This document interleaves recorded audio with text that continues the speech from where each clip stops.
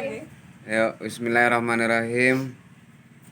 Kembali lagi dengan praktikum yang ketiga, yaitu keempat, yaitu ekosistem perairan. Maka dari itu kepada Ibu Omah bisa menjelaskan dan memaparkan bagaimana perairan ataupun ekosistem di perairan. Yang kali ini alhamdulillah mungkin di depan kita sudah ada sebuah akuarium yang sangat komplit sekali, yang emang udah didesain sama saya sendiri, ekosistem di perairan. Maka dari itu kepada Ibu Omah untuk bisa menjelaskan waktu dan tempatnya, dipersilakan. Baik, terima kasih. Assalamualaikum warahmatullahi wabarakatuh. Baiklah teman-teman, kita berjumpa lagi di praktikum yang keempat ya, yaitu ekosistem perairan buatan. Nah, kita di sini itu mengambil ekosistem buatan sebuah akuarium. Teman-teman bisa melihat kan di sini ada akuarium, kelihatan kan jelas tuh.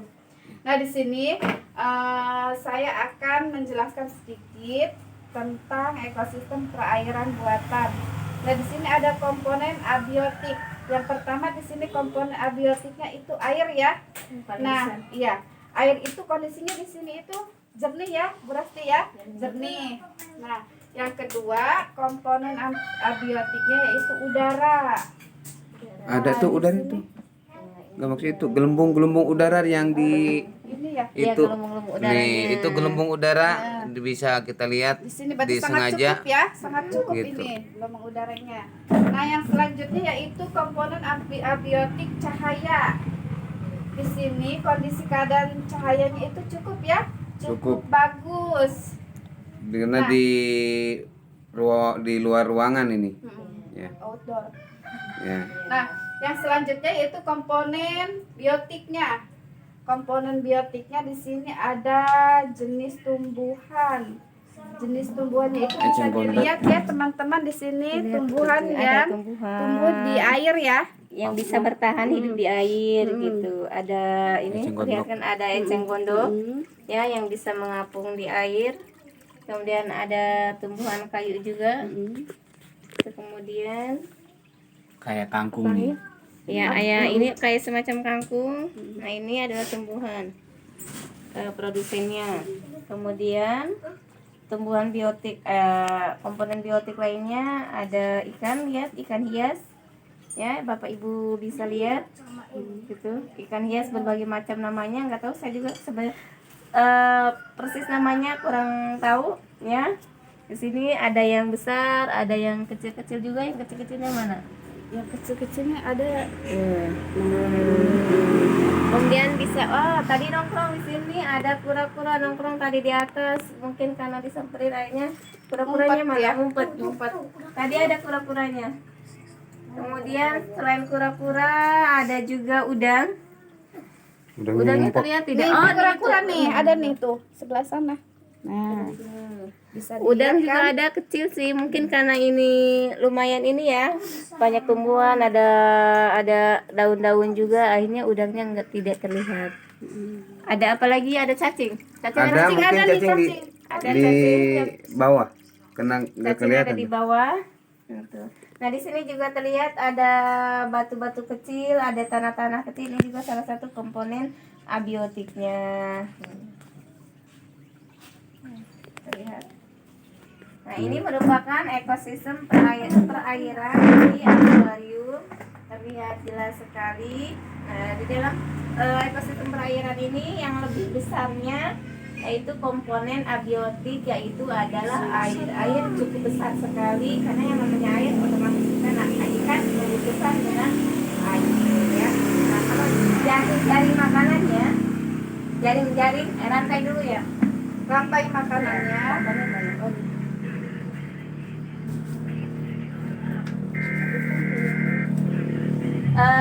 Menjelaskan rantai makanan, terlihat besar. Rantai makanan kepada ekosistem perairan, di mana yaitu fitoplankton, ada bantuan sinar cahayanya juga. Ya, fitoplankton dimakan oleh ikan kecil. Ikan kecil bisa dimakan oleh burung bangau. Burung bangau bisa dimakan oleh buaya. Buaya mati diuraikan, ya, diuraikan oleh bakteri dan jamur gitu. Dan dia menjadi hasil pengurai ini bisa menjadi zat unsur hara yang terendap dalam dasar lautan. Ya. Dasar lautan yang bisa menyuburkan kepada rumput-rumput lautan gitu. Nah, kalau rantai makanan kepada ekosistem perairan ini lebih umum ya spesifikasinya. Iya. Lebih umum. Kalau di sini Mungkin kalau di sini itu sedikit ya Bu Rasti ya. iya, rantai makanannya. Rantai makanannya. Gitu. Mungkin dari produsen ya. Ini ya. Ini produsen tumbuhan. Tumbuhan mungkin, tapi kan biasanya kalau ikan hias rantai makanannya adalah pelet kan. Nah, coba kalau rantai makanan pada ini sudah dijelasin belum kalau ini? Yang darah tadi. Ini adalah rantai makanan. Terlihat tidak? Jelas. Rantai makanan. Di sini ada produsen, yaitu adalah tumbuhan, di mana tumbuhan itu adalah sebagai penghasil makanan sendiri. Nah, si rumput ini dimakan oleh konsumen satu, dimakan oleh tikus. Tikus disebut sebagai konsumen satu. Si tikus ini dimakan oleh ular, ular ini disebut sebagai konsumen dua. Nah, ular ini dimakan oleh burung elang. Burung elang disebut konsumen empat. Nah, burung elang ini mati, ya. Kemudian dia mati menjadi bangkai. Nah, bangkai ini akan diuraikan oleh bakteri dan jamur. Kemudian dia membusuk menjadi zat unsur hara yang bisa menumbuhkan kepada tanah, menumbuhkan kepada tumbuhan. Nah, itu rantai makanan. Nah, kalau jaring-jaring makanannya silahkan. Jaring makanan. Ini rantai makanan, jaring makanan. Kalau jaring makanan itu sebenarnya hampir sama dengan rantai makanan. Cuma kalau jaring makanan itu saling tumpang tindih. Jadi kayak misalkan tumbuhan bisa dimakan oleh tikus, bisa juga dimakan oleh ulet gitu. Jadi saling tumpang tindih. Nah, di sini kita nih mengambil jaring makanan ekosistem di sawah yang berarti ya kemarin itu ya. Nah, di sini yang pertama itu ada padi. Padi itu dimakan oleh tikus dan dimakan juga oleh ular ya. Nah, ular. Nah, yang kedua itu padi dimakan oleh tikus dan dimakan oleh burung elang. Nah, yang ketiga padi dimakan oleh belalang. Nah, belalang itu dimakan oleh katak. Katak itu dimakan oleh ular. Ular itu dimakan oleh burung dan burung itu dimakan oleh Burung. Nah, Mati. Nah, sebagai pengurai ya, berarti ya. Nah, yang selanjutnya itu padi dimakan oleh belalang.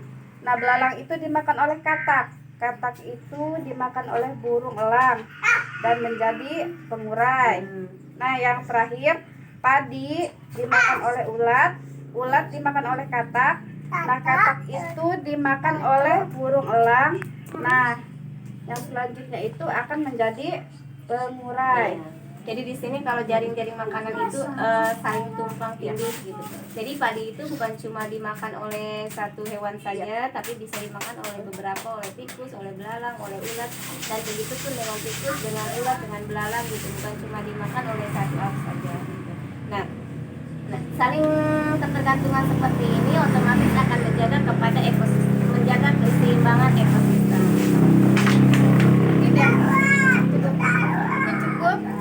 Sekian dari pembahasan dari ekosistem buatan daratan. Cukup sekian dari praktikum kami kelompok 2 mulai dari video 1, video 2, video 3, video 4. Mohon maaf apabila ada kekurangannya.